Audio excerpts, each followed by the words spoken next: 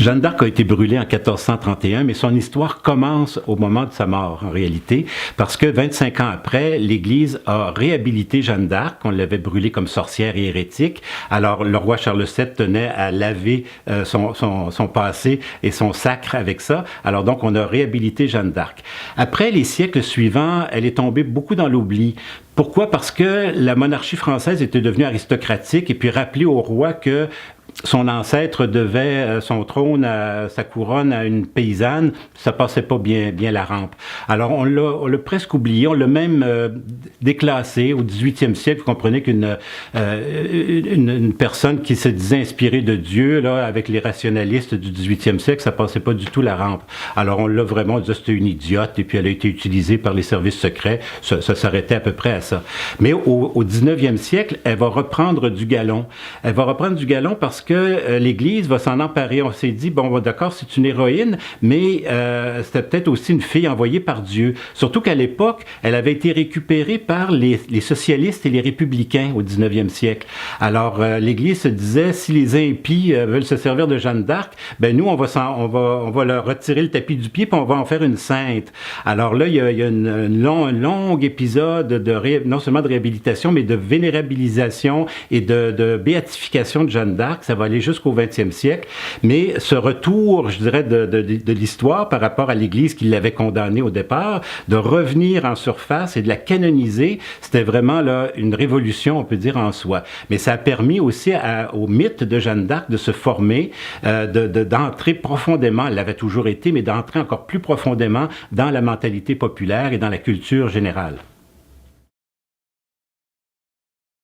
Alors, Jeanne d'Arc est aussi inconnue en Amérique. On va la redécouvrir comme les Européens l'avaient redécouverte. On la redécouvre au 19e siècle. D'abord par des brochures, des articles dans les journaux. On parle d'elle de façon assez glorieuse dans la revue canadienne, dans certains journaux ou des revues d'époque.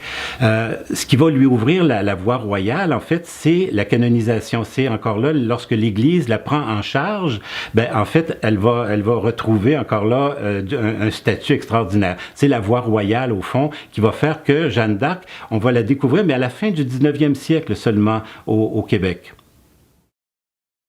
Alors, le grand épisode, je dirais, l'épiphanie joannique au Québec, c'est le Congrès eucharistique de Montréal en 1910. Parce que l'archevêque d'Orléans y était invité, Monseigneur Touchet, qui a fait un grand panégyrique sur Jeanne d'Arc, associant même le destin de Jeanne d'Arc au destin du Canada français, cette espèce de rameau de la francophonie qui vivait ici, avait pris au fond racine grâce à cette Jeanne d'Arc qui avait lutté contre les Anglais en son temps et qui avait réussi à bouter les Anglais hors de France, qui avait permis, quelques siècles après, évidemment on fait de la téléologie, là, mais avait permis la naissance de cette nouvelle France catholique et tout. Bon, alors ça a été déjà le début, c'est quelques jours avant le fameux discours d'Henri Bourassa sur la langue française au même congrès eucharistique de Montréal.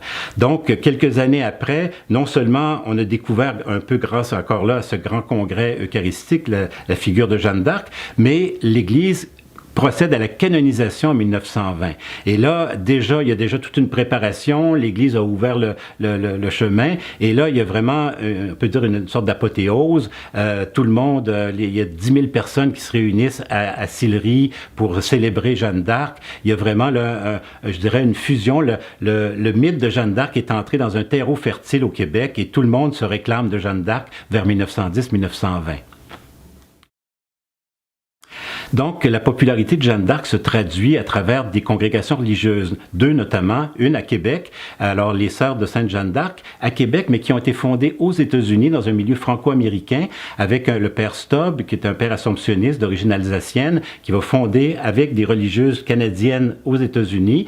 Comme elles n'avaient pas le droit de citer là-bas, elles ont décidé de venir s'installer à Québec, à Sillery, dès 1917, on est dans les années 1910. Donc, voilà déjà une congrégation au service des séminaires séminaire des prêtres, etc., qui va s'installer à Québec.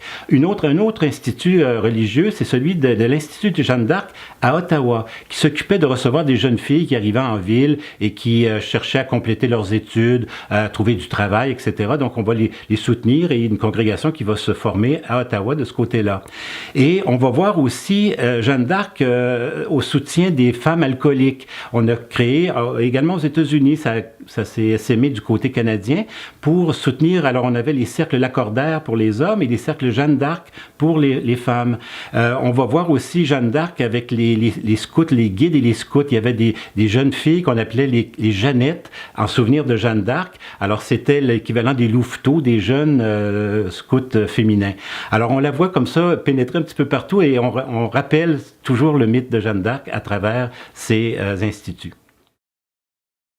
Alors, l'Église canonise Jeanne d'Arc en fait un modèle, mais en 1920, c'est une époque florissante pour le féminisme. C'est l'époque des suffragettes, les femmes réclament des droits de vote. Ensuite, les modes ont changé grâce à la guerre. Alors, les modes féminines sont beaucoup plus simples, les jupes plus courtes, les cheveux courts, etc. Alors, l'Église qui a créé finalement cette Jeanne d'Arc, a offert un modèle, inspire aussi les jeunes femmes. On le voit parfois, je l'ai vu à Limoilou par exemple, à l'église Saint-Charles de Limoilou, un vitrail dédié à Jeanne d'Arc a été offert par les jeunes filles ouvrières de Limoilou. Alors on voit que les jeunes filles s'inspiraient du modèle de Jeanne d'Arc, mais l'église rapidement est en porte-à-faux parce que on présente une femme émancipée comme Jeanne d'Arc qui a fait la guerre, qui s'habillait en garçon, etc.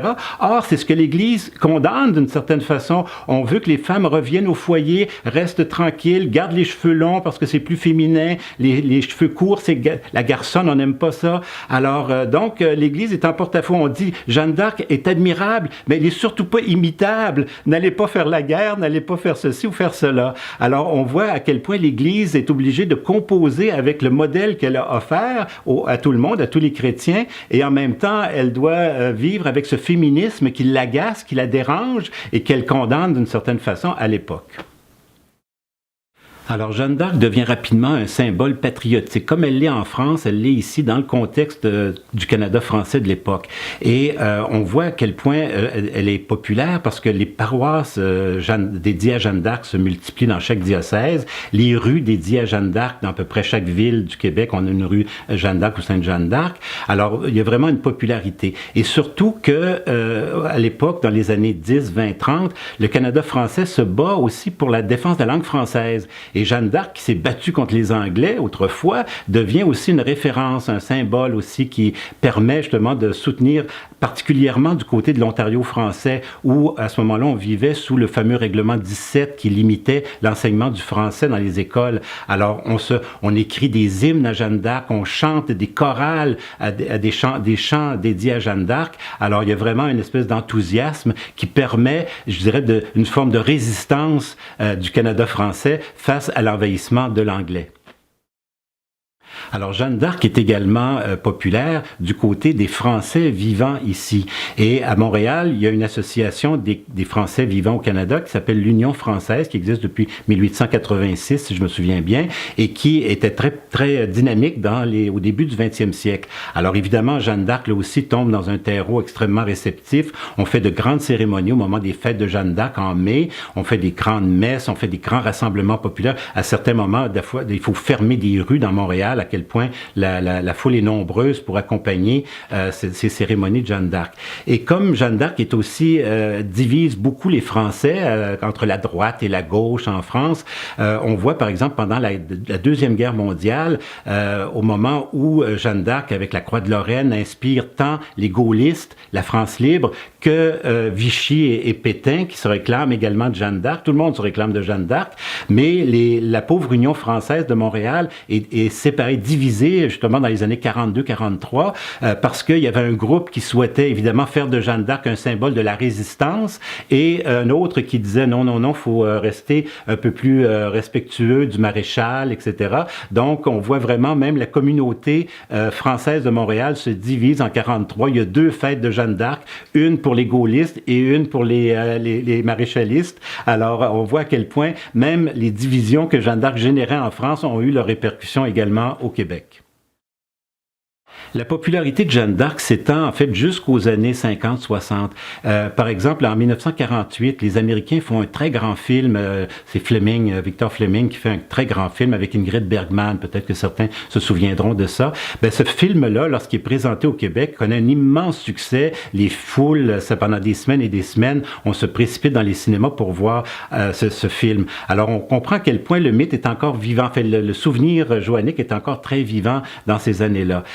Mais il y a eu aussi, je pense, dans la symbolique profonde de cet attachement-là à l'image de Jeanne d'Arc, le fait que le Canada français se reconnaissait dans cette figure de Jeanne d'Arc, quelqu'un d'énergique, de dynamique, qui avait été écrasé finalement par le destin qui l'avait finalement rendu victime. André Malraux avait une très belle image. Il disait que Jeanne d'Arc inspirait les peuples opprimés parce qu'elle était à la fois une figure de victoire et une figure de pitié.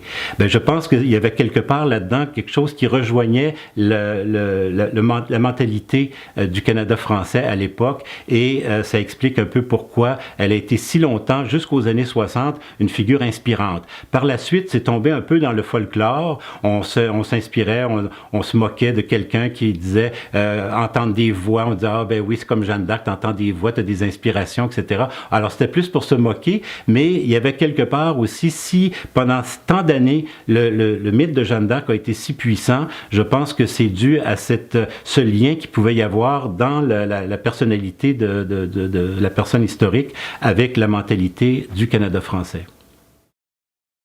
On voit aussi la popularité de Jeanne d'Arc avec l'apparition du prénom Jeanne d'Arc. En France, le prénom Jeanne d'Arc, c'est un peu étrange. Là. Il y a personne qui utilise le prénom Jeanne, bien sûr, mais le prénom Jeanne d'Arc, c'est comme s'appelait Napoléon Bonaparte comme un prénom. Alors, on fait pas suivre le d'Arc avec le Jeanne. Alors qu'ici, ça a été, dans les années 20 et 30, ça a été le deuxième prénom le plus populaire pendant un temps féminin, prénom féminin.